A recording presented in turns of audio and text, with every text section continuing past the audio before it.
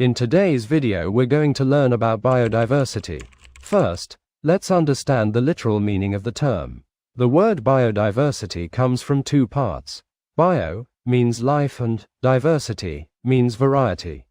So, in simple words, biodiversity means the variety of life. Our planet is home to an extraordinary range of living organisms, from microscopic bacteria to towering trees and large animals.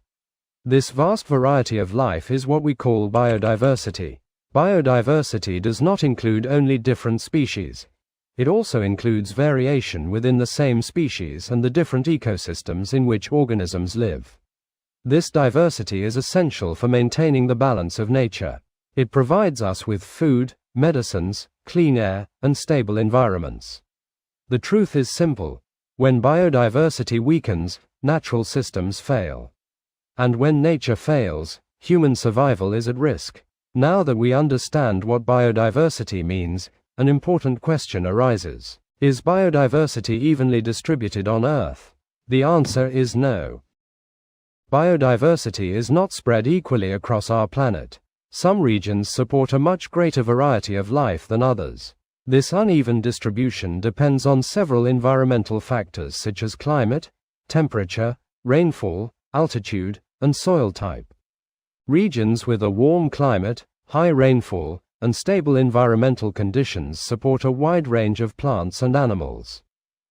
That is why tropical regions, especially tropical rainforests, show the highest biodiversity on Earth. These areas provide abundant food, suitable temperatures, and diverse habitats, allowing many species to survive and evolve. On the other hand, regions with extreme conditions, such as very cold temperatures or low availability of water, support fewer life forms. As a result, polar regions and deserts have low biodiversity compared to tropical areas. In simple terms, the more favorable the environment, the greater the biodiversity. Where conditions are harsh, fewer organisms are able to survive. We just saw that biodiversity is not evenly distributed across the Earth. But this uneven distribution leads to another important idea. In some regions, life is not just abundant, it is exceptionally rich and unique. These regions are known as biodiversity hotspots. Biodiversity hotspots exist because certain areas have had favorable environmental conditions for a very long time. Stable temperature, adequate rainfall, and rich soil allow organisms to survive without frequent disturbances. When life continues under stable conditions, species do not just survive, they diversify. Over time, plants and animals adapt to their surroundings in different ways. Some populations become isolated due to mountains, forests, or distance. This isolation causes small changes to accumulate, eventually leading to the formation of new species found only in that region. As a result, these areas contain a high number of species, many of which are endemic, meaning they occur nowhere else on Earth.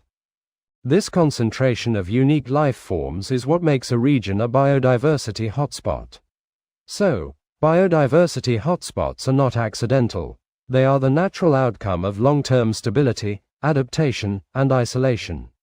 We have understood that biodiversity hotspots are regions rich in unique life forms. Today, many of these hotspots are under serious threat, primarily due to human activity. Because these regions often have fertile land and favorable climates, they are attractive for agriculture, settlements, and industrial development. As forests are cleared for farming, roads, and cities, natural habitats are destroyed. Another major threat is deforestation. Large areas of natural vegetation are removed for timber, fuel, and expansion of human population. When habitats shrink, species lose food, shelter, and breeding spaces, leading to a rapid decline in their populations. Climate change has further intensified the problem.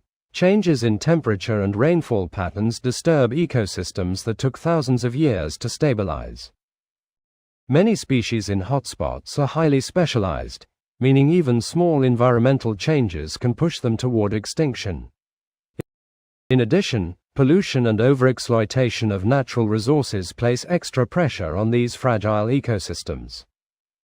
Hunting, overfishing, and excessive use of land reduce biodiversity faster than nature can recover. In simple terms, biodiversity hotspots are under threat because human demand is growing faster than nature's ability to adapt. If these regions are not protected, we risk losing species that cannot be replaced. This brings us to a crucial question.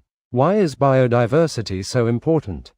Biodiversity is the foundation of stable and healthy ecosystems. Each organism, whether large or small, plays a specific role. Plants produce food and oxygen. Animals maintain population balance, and microorganisms recycle nutrients. When biodiversity is rich, ecosystems remain balanced and resilient. Biodiversity is also essential for human survival. It provides us with food, medicines, raw materials, and clean water. Many life-saving drugs are derived directly from plants and microorganisms found in biodiverse regions. Without biodiversity, these natural resources would not exist. In addition, biodiversity helps ecosystems withstand environmental changes. Diverse ecosystems are better able to recover from natural disasters, diseases, and climate fluctuations. When species diversity is lost, ecosystems become weak and unstable. Beyond survival, biodiversity has ecological, economic, and cultural value. It supports agriculture, livelihoods, and traditional knowledge passed down through generations. In simple terms, biodiversity is not a luxury. It is a necessity. Protecting biodiversity means protecting life on Earth, including our own future. Before concluding the video, let's talk about types of biodiversity. Biodiversity exists at three main levels. Genetic diversity is the variation of genes within a species. It helps populations survive, resist diseases, and adapt to changes. For example, different varieties of rice ensure global food security. Species diversity is the variety of species in an ecosystem. Each species plays a unique role, and ecosystems with many species are more resilient. Coral reefs are a prime example. Ecosystem diversity is the variety of habitats such as forests, wetlands, and deserts. Diverse ecosystems provide essential services like clean water, fertile soil, and climate regulation. Understanding these types shows us what we are protecting when we conserve biodiversity, and why it matters for life on Earth, including our own future. In conclusion, biodiversity is the foundation of life on Earth. It maintains ecosystem balance, supports human survival, and allows nature to adapt to change. The loss of biodiversity is not just the loss of species. It is the loss of ecological stability and future resources. Protecting biodiversity through conservation and sustainable practices is essential to ensure a healthier present and future generations.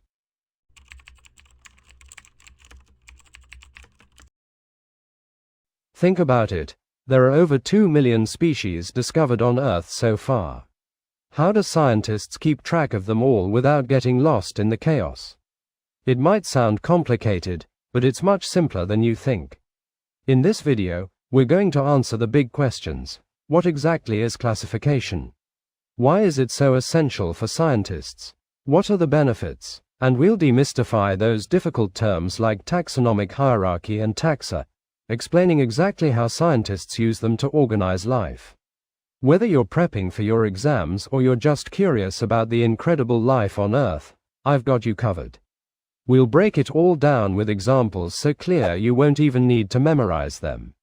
So stay with me until the end, and let's start with the basics. What is classification? In simple terms, it's grouping things based on their similarities and differences. Let me give you an example. Imagine a messy pile of toys.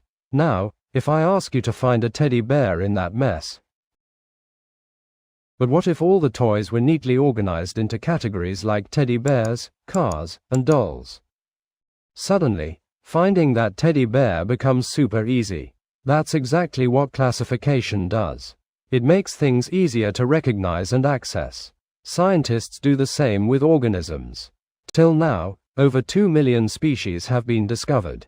Out of these, about 0.5 million are plants and 1.5 million are animals. And believe it or not, this is just a small fraction of life on Earth. Every year, biologists discover thousands of new species. Now imagine trying to study each species one by one. It would be impossible. That's why classifying organisms is so important.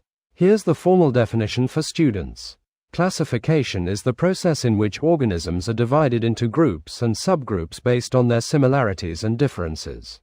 So in short, classification helps scientists study and understand the huge diversity of life in a simple and organized way. Now that we understand what classification is, the next logical question is, why do scientists classify organisms at all? The main aim of classification is to identify similarities and differences among organisms so they can be studied easily and systematically. When organisms are grouped properly, learning about them becomes faster, clearer, and more meaningful. Another major purpose of classification is to understand evolutionary relationships. By comparing organisms, scientists can figure out which species are closely related and which ones evolved earlier or later in the history of life. Traditionally, biologists classified organisms based on physical characteristics such as body structure, shape, and observable features. This method laid the foundation of classical biology and is still important today. In recent times, however, scientists have gone a step further. They now use genetic information to study organisms. By comparing DNA, scientists can identify genetic similarities and differences with great accuracy. This genetic data helps biologists understand not just how organisms look, but also how they function and how closely they are related at the molecular level. So, classification is not just about naming organisms. It's about understanding life, its history, and its connections.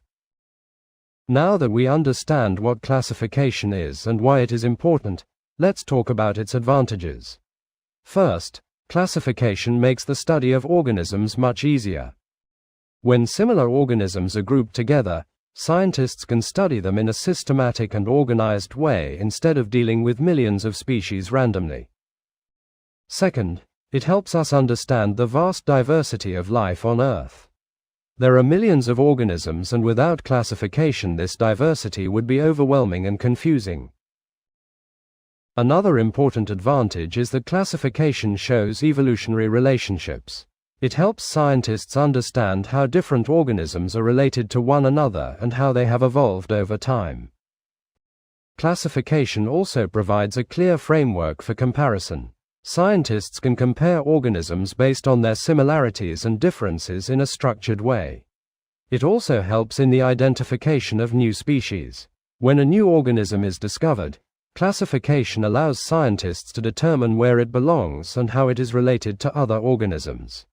Finally, classification creates a universal language for biologists. Scientific naming and grouping allow scientists around the world to communicate clearly without confusion. So overall, classification is not just about grouping organisms. It is essential for understanding biodiversity, studying life efficiently, and preserving the natural world. Now that we understand the advantages of classification, let's move one step further and talk about taxonomic hierarchy. The groups into which organisms are classified are known as taxonomic ranks or taxonomic taxa. These ranks help scientists arrange organisms in a systematic and organized manner. The modern system of classification was introduced by Carolus Linnaeus in 1735. In his system, 7 main taxonomic ranks were used: kingdom, phylum, class, order, family, genus, and species. In 1977, this system was expanded with the addition of a higher rank called domain. Today, domain is considered the highest taxonomic rank. Let's understand each level briefly.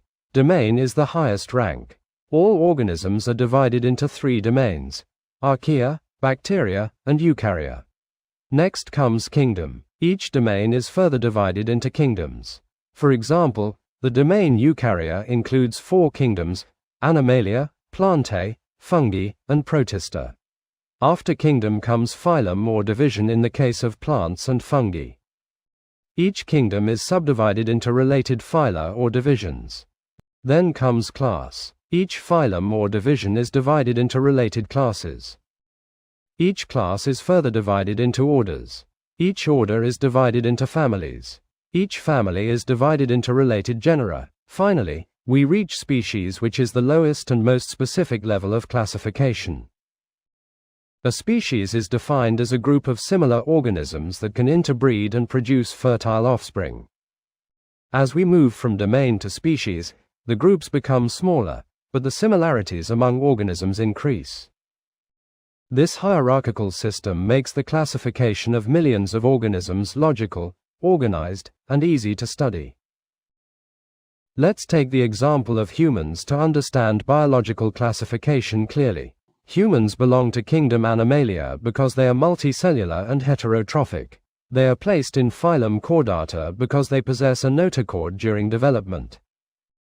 They belong to subphylum Vertebrata because they have a backbone. Their class is Mammalia because they have mammary glands and hair. They are placed in the order Primates due to their advanced brain and grasping hands. Their family is Hominidae, which includes great apes. Their genus is Homo and their species is Homo sapiens. This is the full scientific name of a human. The first part represents the genus and the second part represents the species. So the full scientific name of humans is Homo sapiens.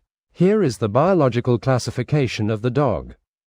The scientific name of a dog is Canis lupus familiaris. Now let's look at a frog. The scientific name of a common frog is Rana tigrina, though in modern classification it is often referred to as Hoplobatrachus tigerinus. On this slide, you can also see plant examples. The scientific name of mustard plant is Brassica campestris, sometimes written as Brassica rapa in updated classification, and the scientific name of rose is Rosa indica. These examples show how every organism has a unique scientific name which helps scientists identify it clearly across the world without confusion.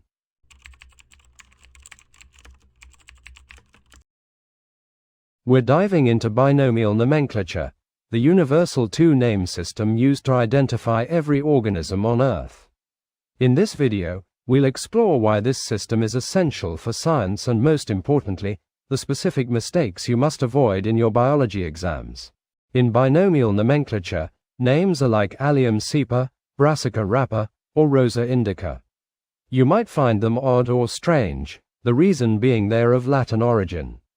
You will also notice that the names I have mentioned above have 2 parts. That is why this system is called binomial nomenclature, and both parts must follow Latin grammatical rules. If a question asks you to give the Latin name, scientific name, or binomial name of a given organism, you must not be confused. All of these are the same, and you should provide the 2-part name. One more thing, binomial is not a spelling mistake. According to the International Code of Zoological Nomenclature, also known as ICZN, this system is referred to as binomial nomenclature. It correctly means a 2-name naming system. You might be wondering, why do scientific names always have 2 parts? Think of it like a person's name, but in reverse. The first part is the generic name, or the genus. You can think of this like a family name. It tells us the general group the organism belongs to. The second part is the specific epithet, or the species name. This part is unique. It's what picks out one specific organism from everyone else in that group. Let's look at ourselves as an example. Modern humans belong to the genus Homo, but we aren't the only ones who have ever been in that group.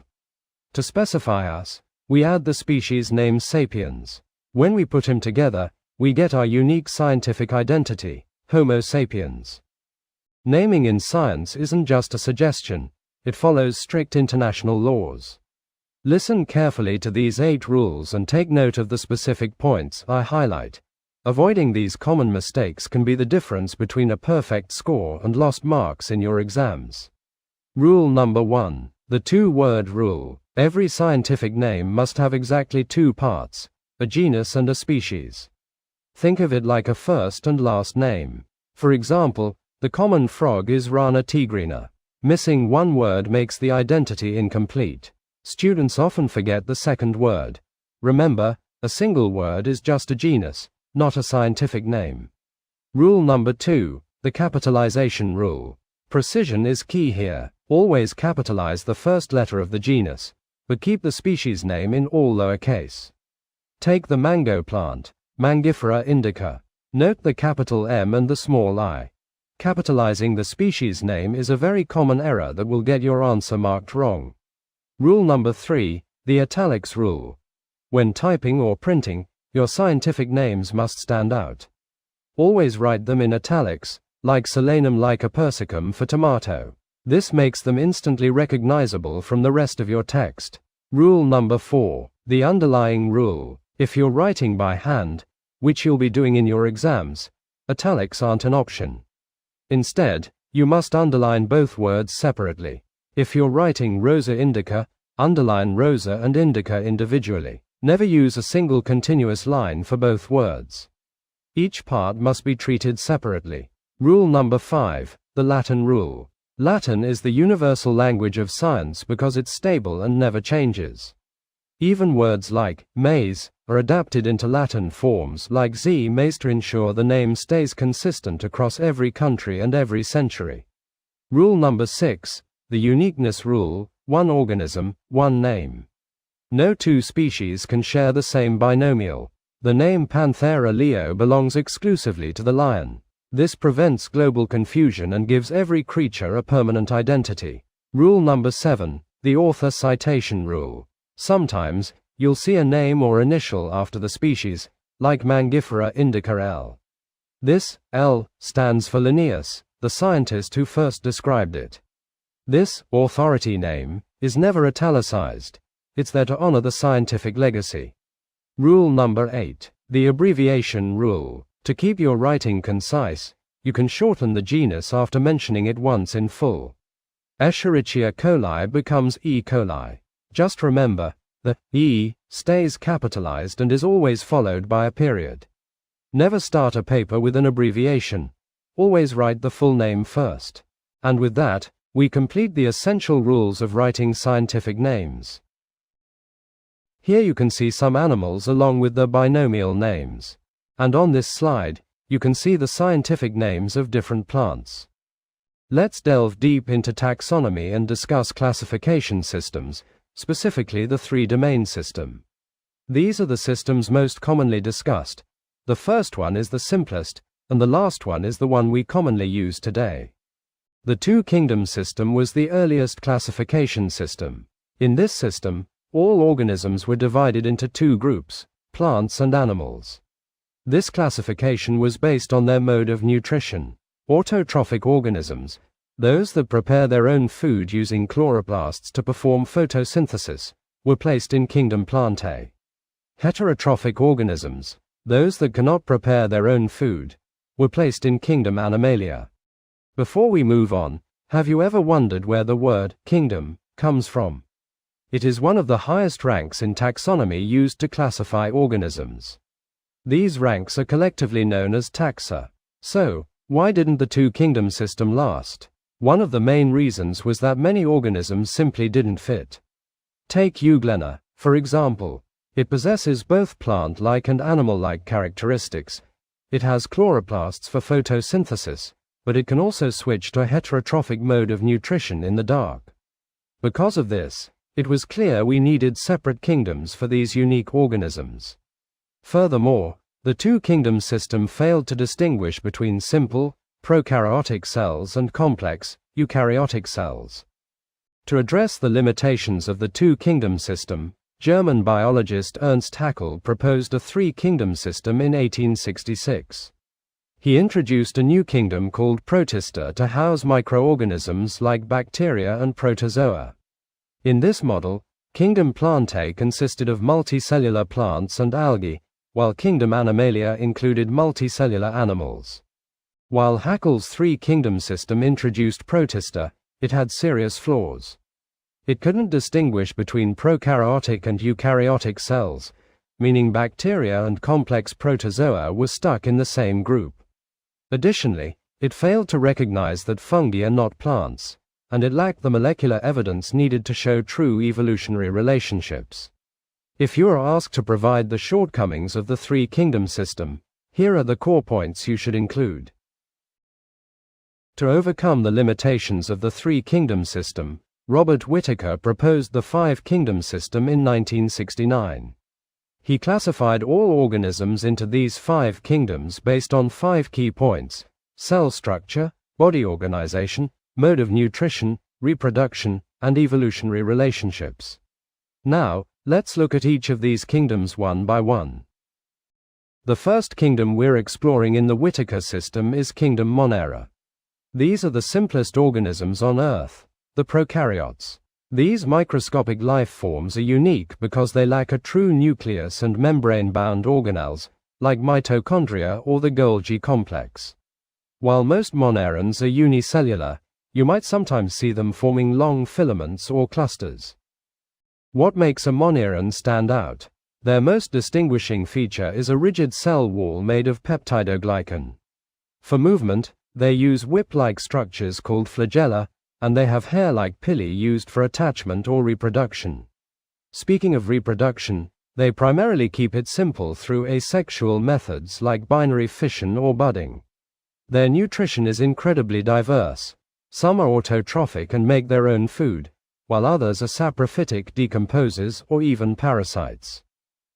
We generally classify Monera into 3 groups. First, Archaebacteria. These are ancient organisms that survive in extreme environments like hot springs. Second, Eubacteria. These are the true bacteria we encounter every day. In your lab or under a microscope, you'll usually identify bacteria by their shape. Coccus is your spherical or oval shapes. Bacilli look like small rods. Vibrios are distinct comma-shaped bacteria. And Spirilla are rigid and coiled like a spring. And third, Cyanobacteria, also known as blue-green algae. These are the photosynthetic members of the group that help fix nitrogen. Though they are tiny, their impact is huge. They are the key players in the nitrogen cycle that keeps our soil healthy. We use them in industry to create food and life-saving antibiotics, and in waste management, methanogens are vital for treating our sewage. Simple, yet essential. That is Kingdom Monera. The next kingdom in the Whitaker system is Kingdom Protista. This kingdom is often described as the taxonomic biological drawer because it includes eukaryotic organisms that don't quite fit into the Fungi, Plantae, or Animalia kingdoms. Protists are a diverse group of primarily unicellular, eukaryotic organisms. They represent a significant evolutionary step because they are the first organisms to possess a true nucleus and membrane-bound organelles. Unlike the monerans we just saw, protists have complex cells with a defined nucleus and membrane-bound organelles like mitochondria. Most protists are unicellular, meaning they exist as a single cell. However, some can form colonies, and others, like the giant kelp you see in the ocean, are actually multicellular. You will find these organisms primarily in aquatic environments, ranging from freshwater ponds and vast oceans to damp, moist soil. Protists are famous for their unique ways of getting around. Many use specialized structures to move. Cilia, which are tiny, rhythmic short hairs. Flagella, which act like long, powerful whips. Pseudopodia, or false feet, which are used by organisms like the amoeba to literally crawl across surfaces. Their survival strategies are extremely varied. Some are autotrophic, using photosynthesis to make their own food just like plants. Others are heterotrophic, acting as tiny hunters that ingest food, while some live as parasites. When it comes to making more of themselves, protists can reproduce asexually through simple cell division, or sexually through cell fusion and zygote formation. From the oxygen-producing algae to the predatory protozoa, Kingdom Protista represents a massive leap in biological complexity. Next up is Kingdom Fungi. For a long time, these were grouped with plants, but Whitaker realized they belong in a category of their own. From the mushrooms in your garden to the yeast used in bread, fungi are the master decomposers of our planet. Fungi are eukaryotes with cell walls made of a tough material called chitin. While yeast is unicellular, most fungi are multicellular, growing in a network of thread-like filaments called hyphae. Together, these threads form a mass known as a mycelium. But the most fascinating thing about fungi is how they eat. They are absorptive heterotrophs. They don't have stomachs.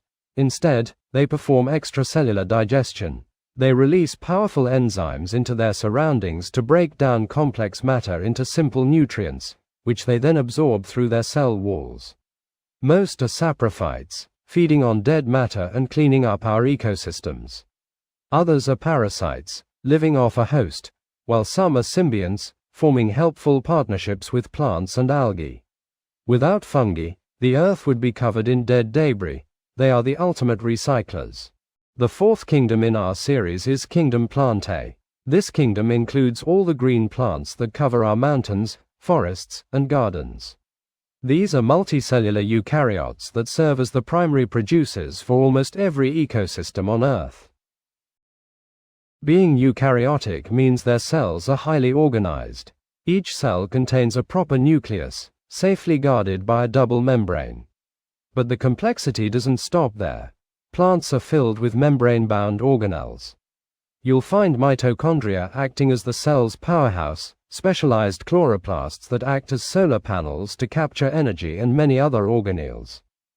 Plants are multicellular organisms with specialized tissues and organs, like roots, stems, and leaves. To support this large body, every plant cell is surrounded by a rigid cell wall made of cellulose. This is what gives plants their strength and allows them to grow toward the sky. Because of those chloroplasts we mentioned, plants are autotrophic. They manufacture their own food through photosynthesis, turning sunlight into life-sustaining energy. While they are generally stationary and stay rooted in one place, their life cycles are quite dynamic. They reproduce both sexually and asexually, often moving through a process called alternation of generations. From providing the oxygen we breathe to the food we eat, the eukaryotic complexity of Kingdom Plantae is what makes life on land possible. The final and most diverse kingdom is Kingdom Animalia. This group includes everything from the smallest insects to the giant blue whale. Like the other kingdoms we've explored, besides Monera, animals are eukaryotic. This means their cells contain a proper nucleus protected by a double membrane, along with complex membrane-bound organelles like mitochondria. One of the most significant differences between animals and other eukaryotes is that animal cells lack a cell wall. This absence of a rigid outer layer is exactly what allows animals to develop flexible bodies and complex muscles. Their body organization is highly advanced. Animals are multicellular organisms with high levels of tissue differentiation, forming specialized organ systems like the respiratory, circulatory, and nervous systems. Because of this flexible structure, most animals are motile, meaning they can move independently at some stage of their life. But what truly sets them apart is their response to stimuli. Animals possess a specialized sensory neuromotor system. This allows them to process information from their environment, like sight, sound, or touch, and react with incredible speed and coordination. When it comes to energy, animals are ingestive heterotrophs. Unlike plants, they cannot make their own food.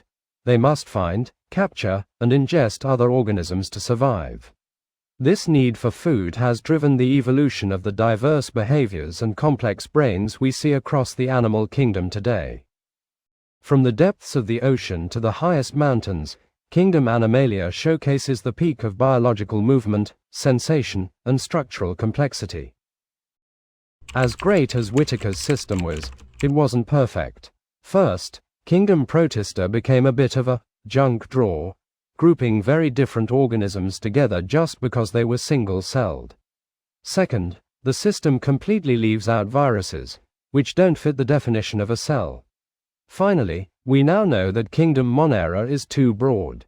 The bacteria living in extreme hot springs are genetically very different from the bacteria in your yogurt. These gaps are exactly why scientists eventually moved toward the three-domain system, which we will discuss next. So, how did the 5 kingdoms become 3 domains? In 1990, Carl Woese looked past the microscope and into the DNA. He discovered that the organisms in kingdom Monera were so different at a genetic level that they couldn't stay in the same group. So he took kingdom Monera and split it wide open into 2 separate domains, domain bacteria and domain Archaea. But what about the rest? Well, because protists, fungi, plants, and animals all share that complex, eukaryotic cell structure with a proper nucleus, Woese placed all 4 of those kingdoms into one single, giant domain called Eukarya.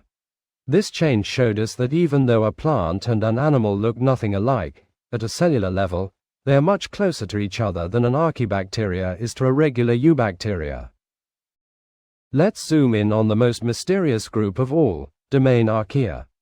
These are the most ancient organisms on our planet, evolutionary pioneers that have stayed virtually unchanged for billions of years. What makes them different? It's all in their code. Carl Woese discovered that their ribosomal RNA is unique. It's not like bacteria, and it's not like us. This molecular signature tells us that Archaea are a completely independent line of life. Because of their unique chemical structure and armored cell membranes, Archaea are the ultimate survivors. We call them extremophiles. You'll find them in boiling volcanic vents, in the freezing depths of the ocean, and in water so salty that it would kill any other living cell. They don't just survive in these places, they thrive there. By understanding Archaea, we aren't just looking at a different domain, we are looking back in time at the very beginnings of life on Earth. Finally, let's look at domain bacteria. These are the true bacteria, the most widespread organisms on the planet. You can find them everywhere, from the keyboard you're using to the very air you breathe. What makes them different from Archaea? One major factor is their cell wall. Bacterial cells are wrapped in a unique material called peptidoglycan. This acts like a protective mesh, and it's actually what many antibiotics target to stop infections. Even though they have 16 srRNA just like Archaea, their genetic sentences are strictly bacterial. Their machinery for reading DNA is simpler, using only one type of RNA polymerase.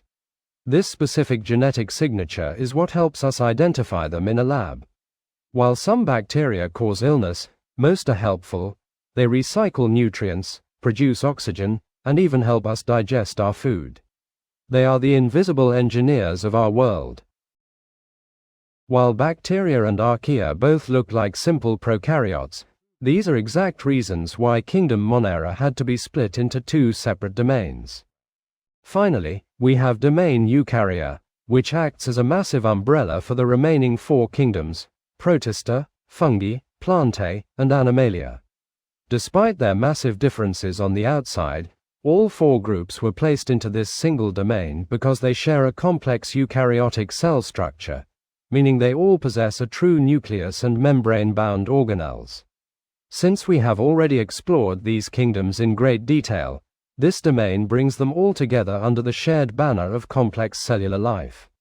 If you've reached the end of this video, it means you now have a solid understanding of how modern classification works.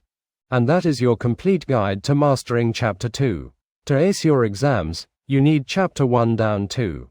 Click the video on your screen right now to jump straight into it. See you there.